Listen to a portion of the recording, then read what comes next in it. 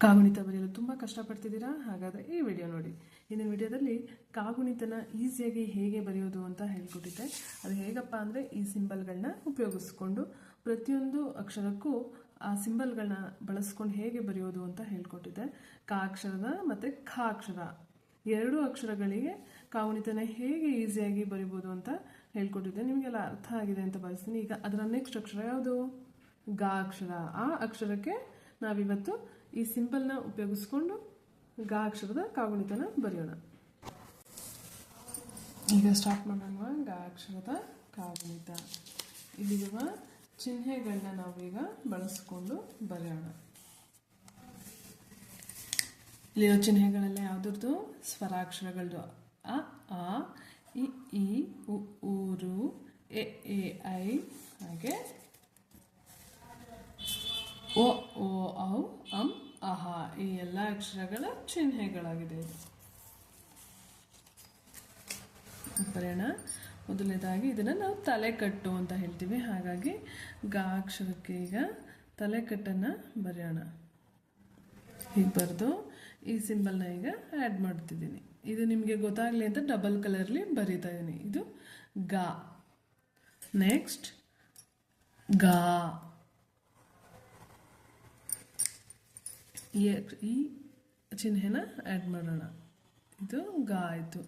ಗ ತಲ್ಗೊಟ್ಟು ಗ, ಗ ಇಲ್ಲಿ ಗ. ನೆಕ್ಸ್ಟ್ ಈ ಅಕ್ಷರದ ಸಿಂಬಲ್ ಹೀಗೆ ಬರೆದು ಇದಕ್ಕೆ ಹಿಂಗೆ ಸೇರಿಸಿದ್ರೆ ಗಿ ಆಗುತ್ತೆ. ಇದೇನಾಯಿತು? ಗ ಗುಡಿಸು ಗಿ. ಇದನ್ನು ಇನ್ನೂ ಒಂಥರ ಬರಿಬೋದು. ಹೇಗಪ್ಪ ಅಂದರೆ ಹೀಗಿದೆ ಅಲ್ಲ, ಹೀಗೆ ಬರೆದು ಇದರ ಒಳಗಡೆ ಈ ಥರ ಬರೆದ್ರೆ ಗಿ ಆಗುತ್ತೆ. ನೆಕ್ಸ್ಟ್ ಗಿ ಅದೇ ಥರ ಬರೆಯೋಣ. ಈಗ ಇದಕ್ಕಿಂತ ಅದು ಸರಿಯಾದ ಕ್ರಮ. ಹಿಂಗೆ ಬರೆದು ಹೀಗೆ ಬರೆದ್ರೆ ಗಿ ಆಗುತ್ತೆ. ಗ ಗುಡಿಸು ದೀರ್ಘ ಗಿ. ನೆಕ್ಸ್ಟ್ ಗ ಗೊಂಬು. ಗಾಗೆ ಕೊಂಬು ಕೊಟ್ಟರೆ ಗು ಆಗುತ್ತೆ. ಅದಕ್ಕೆ ಈಗ ಕೊಂಬು ಕೊಡೋಣ. ಗ ಅಕ್ಷರ ಬರೆದು ಅದಕ್ಕೆ ಈ ಕೊಂಬನ್ನು ಕೊಡೋಣ. ಗ ಕೊಂಬು ಗು ಆಯಿತು. ನೆಕ್ಸ್ಟ್ ಊ. ಗ ಅಕ್ಷರನ ಬರೆದು ಅದಕ್ಕೆ ಕೊಂಬಿನಿಲಿ. ಇದಕ್ಕೆ ನಾವು ಕೊಂಬಿನಿಲಿ ಅಂತ ಹೇಳ್ತೀವಿ. ಗ ಕೊಂಬಿನಿಲಿ ಗು. ಗ ತಲ್ಕೊಟ್ಟು ಗ, ಗ ಇಲ್ಲಿ ಗ, ಗ ಗುಡಿಸು ಗಿ, ಗ ಗುಡಿಸು ದೀರ್ಘಾಗಿ, ಗ ಕೊಂಬು ಗು, ಗ ಕೊಂಬಿನಿಲಿ ಗು. ನೆಕ್ಸ್ಟ್ ಏನು ಬರಿಬೇಕು? ಒಟ್ರ ಸುಳ್ಳಿ. ನೆಕ್ಸ್ಟ್ ಗ ಅಕ್ಷರನ ಬರೆದು ಅದಕ್ಕೆ ಒಟ್ರ ಸುಳ್ಳಿ ಈ ಚಿಹ್ನೆನ ಸೇರಿಸೋಣ. ಏನಾಯಿತು? ಗ್ರು. ಗ ಒಟ್ರ ಸುಳ್ಳಿ ಗ್ರು. Next A. ಗ ಅಕ್ಷರನ ಬರೆದು ಅದಕ್ಕೆ ಈ ಚಿಹ್ನೆನ ಸೇರಿಸ್ಬೇಕು. ನಿಮಗೆ ಅರ್ಥ ಆಗಲಿ ಅಂತ ಎರಡೆರಡು ಬಣ್ಣಗಳಲ್ಲಿ ನಾನು ಬರೆದು ತೋರಿಸ್ತಾ ಇದ್ದೀನಿ. ಗ ಏತ್ವ ಗೆ. ನೆಕ್ಸ್ಟ್ ಏತ್ವನ್ ದೀರ್ಘ. ಗ ಅಕ್ಷರನ ಬರೆದು ಏತ್ವ ಮತ್ತು ದೀರ್ಘನ ಸೇರಿಸಿದ್ರೆ ಏನಾಗುತ್ತೆ? ಗ ಏತ್ವನ್ ದೀರ್ಘ ಗೆ ಆಗುತ್ತೆ. ನೆಕ್ಸ್ಟ್ ಗೈ. ಗೆ ಅಕ್ಷರನ ಬರೆದು ಅದಕ್ಕೆ ಐ ಒತ್ತನ್ನು ಸೇರಿಸಿದ್ರೆ ಗೈ ಆಗುತ್ತೆ. ನೆಕ್ಸ್ಟ್ ಐ ಆದಮೇಲೆ ಓ ಓ ಔ ಅಂ ಅಹ ನೋಡಿ ಇಲ್ಲಿ ಇದೆ ಆ ಸಿಂಬಲ್ಗಳು. ನೆಕ್ಸ್ಟ್ ಇದು ಗೋ. ಗೋ ಅಕ್ಷರನ ಹೇಗೆ ಬರೀಬೇಕು? ಈ ಥರ ಬರೆದು ಏತ್ವ ಬರೆದು ಕೊಂಬಿನಲ್ಲಿ ಬರೆದ್ರೆ ಅದು ಗೋ ಆಗುತ್ತೆ. ಗ ಓತ್ವ ಗೋ. ನೆಕ್ಸ್ಟ್ ಗ ಓತ್ವನ್ ದೀರ್ಘ. ಗ ಓತ್ವನ್ ದೀರ್ಘ ಗೋ. ನೆಕ್ಸ್ಟ್ ಗೌ. ಗ ಅಕ್ಷರ ಬರೆದು ಅದಕ್ಕೆ ಔ ಚಿಹ್ನೆನ ಸೇರಿಸಿದ್ರೆ ಗೌ ಆಗುತ್ತೆ. ನೆಕ್ಸ್ಟ್ ಇದು ಅಂ ಮತ್ತು ಅಹ ಅಕ್ಷರದ ಚಿಹ್ನೆಗಳು. ಸೊ ಗ ಅಕ್ಷರ ಬರೆದು ಒಂದು ಸೊನ್ನೆನ ಸೇರಿಸಿದ್ರೆ ಗಮ್ ಆಗುತ್ತೆ. ಮತ್ತು ಗ ಅಕ್ಷರನ ಬರೆದು ಎರಡು ಸೊನ್ನೆನ ಸೇರಿಸಿದ್ರೆ ಗಹ. ಅಂ ಅಹ ಅಂತ ಹೇಳ್ತೀವಲ್ಲ, ಹಾಗೆ ಕಾಗುಣಿತದಲ್ಲಿ ಗ ಅಕ್ಷರಕ್ಕೆ ಕಾಗುಣಿತ ಬರೆಯುವಾಗ ಗಮ್ ಗಹ ಅಂತ ಓದಬೇಕು. ಮತ್ತೊಂದು ಸರಿ ಓದೋಣ. ಈಗ ಗಾತಲ್ ಕೊಟ್ಟು ಗಾ ಇಲ್ಲಿ ಗಾ ಗುಡಿಸು ಗಾ ಗುಡಿಸುಂದೀರ್ಗಾಗಿ ಗಾ ಕೊಂಬುಗು ಗಾ ಕೊಂಬಿನಿಲಿ ಗಾ ಒಟ್ರ ಸುಳ್ಳಿ ಗಾ ಏತ್ವಾಗೆ ಗಾ ಏತ್ವಂದೀರ್ಗಾಗೆ ಗಾ ಐತ್ವಾಗೈ ಗಾ ಓತ್ವಾಗೋ ಗಾ ಓತ್ವಂದೀರ್ಗಾಗೋ ಗಾ ಔತ್ವ ಗೌ ಗಾ 1 0 ಗಮ್ ಗಾ 2 0 ಗಹ. ಇದನ್ನ ಹಾಡಿನ ಮೂಲಕ ಈ ಥರನ ಹಾಡಿಕೊಂಡು ಕಾಗುಣಿತನ ಕಲಿಬೋದು. ಹಾಗಾದರೆ ಹಿಂದೆ ಒಂದು ವಿಡಿಯೋ ಹಾಗೆ ಈ ವಿಡಿಯೋದಲ್ಲಿ ನಾವು ಕ ಅಕ್ಷರ, ಖ ಅಕ್ಷರ ಹಾಗೆ ಘ ಅಕ್ಷರದ ಕಾಗುಣಿತನ ಹೇಗೆ ಈಸಿಯಾಗಿ ಬರಿಬೋದು ಅಂತ ತಿಳ್ಕೊಂಡ್ವಿ. ಈಗ ಘ ಅಕ್ಷರ, ಮಹಾಪ್ರಾಣ ಘ ಅಕ್ಷರದ ಕಾಗುಣಿತ. ಈಗ ಮಹಾಪ್ರಾಣ ಘ ಅಕ್ಷರದ ಕಾಗುಣಿತನ ಹೇಗೆ ಬರೆಯೋದು ನೋಡೋಣ. ಅದೇ ಸಿಂಬಲ್ಗಳನ್ನ ಉಪಯೋಗಿಸ್ಕೊಂಡು ಈಗ ಘ ಅಕ್ಷರದ ಕಾಗುಣಿತ ಬರೆಯೋಣ.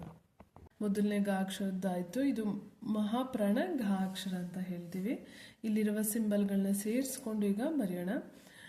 ಅರ್ಧ ಘನ ಬರೆದು ತಲೆಕಟ್ಟನ್ನು ಬರೆದ್ರೆ ಇದು ಘ ಆಯಿತು. ಮತ್ತೆ ಅರ್ಧ ಘ ಬರೆದು ಇಲ್ಲಿನ ಬರೆದ್ರೆ ಇಲಿ, ಸೊ ಘ ಇಲ್ಲಿ ಘ. ನೆಕ್ಸ್ಟ್ ಘ ಬರೆದು ಗುಡಿಸುನ ಸೇರಿಸಿದ್ರೆ ಘಿ ಆಯಿತು. ನೆಕ್ಸ್ಟ್ ಘೀನ ಹೇಗೆ ಬರಿಬೇಕು, ದೀರ್ಘನು ಸೇರಿಸಿ ಬರಿಬೇಕು. ಇದು ಘಿ ಆಯಿತು. ನೆಕ್ಸ್ಟ್ ಕೊಂಬನ್ನು ಸೇರಿಸ್ಬೇಕು. ಕೊಂಬನ್ನು ಸೇರಿಸ್ಬೇಕು ಅಂದರೆ ಮೊದಲು ಘ ಅಕ್ಷರನ ಬರೆದು ಅದಕ್ಕೆ ಕೊಂಬನ್ನು ಸೇರಿಸೋಣ. ಘ ಕೊಂಬು ಘೂ ಆಯಿತು. ನೆಕ್ಸ್ಟ್ ಘ ಕೊಂಬಿನಿಲಿ ಘ ಅಕ್ಷರನ ಬರೆದು ಕೊಂಬನ್ನು ಇಳಿಗಿಸ್ಬೇಕು. ಘ ಕೊಂಬಿನಿಲಿ ಘೂ ಆಯಿತು. ನೆಕ್ಸ್ಟ್ ಘ ಒಟ್ರ ಸುಳ್ಳಿ ಘ ಅಕ್ಷರನ ಬರೆದು ಅದಕ್ಕೆ ಒಟ್ರ ಸುಳ್ಳಿನ ಬರಿಬೇಕು. ನೋಡಿ ಇಲ್ಲಿ ಕಾಣಿಸ್ತಿದೆಯಲ್ಲ ಇದು. ಸೊ ಆಯಿತು. ಘ ಘಿ ಘು ಘೂ ಆಯಿತು. ನೆಕ್ಸ್ಟ್ ಏನು ಗೆ ಬರಿಬೇಕು.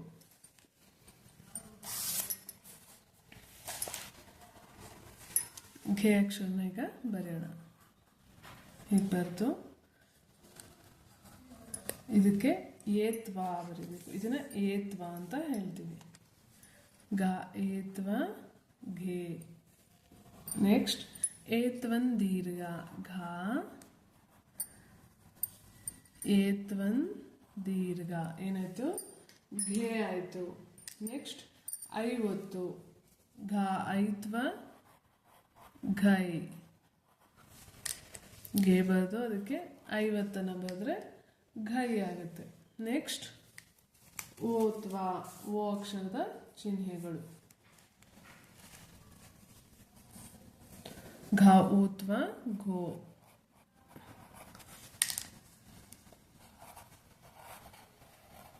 ಏನಾಯ್ತು, ಘೋ ಆಯ್ತು ಇದು.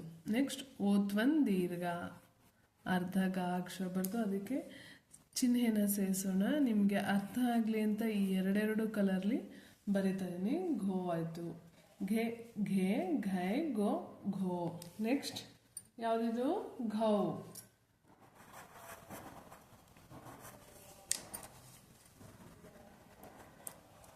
ಘೌ ಗ ಔತ್ವ ಘೌ. ನೆಕ್ಸ್ಟ್ ಇದು ಮತ್ತು ಅಹ ಅಕ್ಷರದ ಚಿಹ್ನೆಗಳು. ಅದಕ್ಕೆ ಘ ಅಕ್ಷರನ ಬರೆದು 1 0 ಬರೆದ್ರೆ ಅದು ಘಮ್ ಆಗುತ್ತೆ. ನೆಕ್ಸ್ಟ್ ಮತ್ತೆ ಘ ಬರೆದು ಅದಕ್ಕೆ ಈ 2 0 ಸೇರಿಸಿದ್ರೆ ಗಹ ಆಗುತ್ತೆ.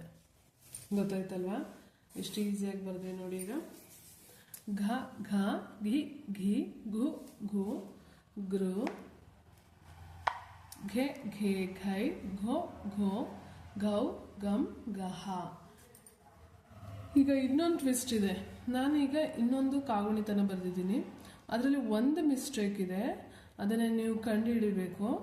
ಆಗ ನೀವು ಕಾಗುಣಿತನ ಚೆನ್ನಾಗಿ ಅರ್ಥ ಮಾಡ್ಕೊಂಡಿದ್ದೀರಾ ಅಂತ ಅರ್ಥ ಆಗುತ್ತೆ. ಸೊ ಈಗ ಆ ಯಾವ ಅಕ್ಷರ ಬಿಟ್ಟಿದೆಯೋ ಅದನ್ನು ನೀವು ಕಮೆಂಟ್ ಮೂಲಕ ನನಗೆ ತಿಳಿಸ್ಬೇಕು. ನೋಡಿ, ಇದರಲ್ಲಿ ಯಾವುದೋ ಒಂದು ಅಕ್ಷರ ಬಿಟ್ಟಿದೆ, ಅದನ್ನು ನೀವು ಕಂಡುಹಿಡಿಬೇಕು. ಯಾವುದಂತ ಕಂಡುಹಿಡಿದು ಕಮೆಂಟ್ ಮಾಡ್ತೀರಲ್ಲ. ಸೊ ಈ ವಿಡಿಯೋ ಅರ್ಥ ಆಗಿದೆ ಅಂತ ಭಾವಿಸ್ತೀನಿ. ಈ ವಿಡಿಯೋ ಇಷ್ಟ ಆಗಿದ್ರೆ ಲೈಕ್ ಮಾಡಿ, ಶೇರ್ ಮಾಡಿ.